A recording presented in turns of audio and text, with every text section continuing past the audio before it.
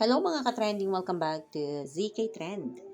May fresh update tayo ngayon sa ating Donnie Pangilinan at Bel Mariano. May latest sighting nga tayo ngayon kina Donnie at Bel sa social media. Si Donnie Pangilinan nag-post nga sa kanyang Instagram account na ayon nga dito sa kanya,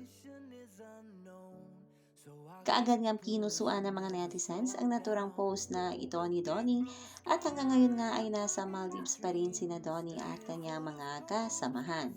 At habang si Bel Mariano ay nasa Boracay pa rin at nag-post nga itong isang netizens na kung saan grabe nga ang naging sinabi niya kay Bel.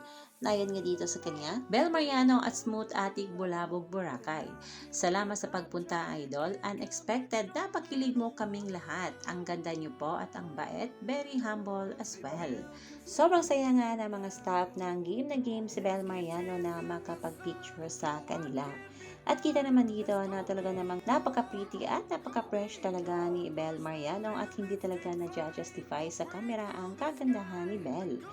At kita rin dito na talaga namang may pa 2-piece pa itong ating Bel Mariano habang naliligo nga sa pool na kaagad niyang pinag-uusapan ng mga netizens at syempre ng mga taga-suporta ni Bel na ayon nga dito sa kanila ay sana may pa-post nga si Bel Mariano sa kanyang naging bakasyon sa Boracay.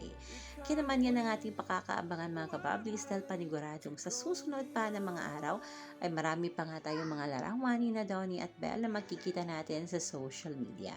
Yan ang muna ang pa-update natin ngayon sa Dawn Bell mga kababli. Stay tuned for more Dawn Bell updates. Hanggang dito na lang, maraming salamat sa inyong patuloy na panonood.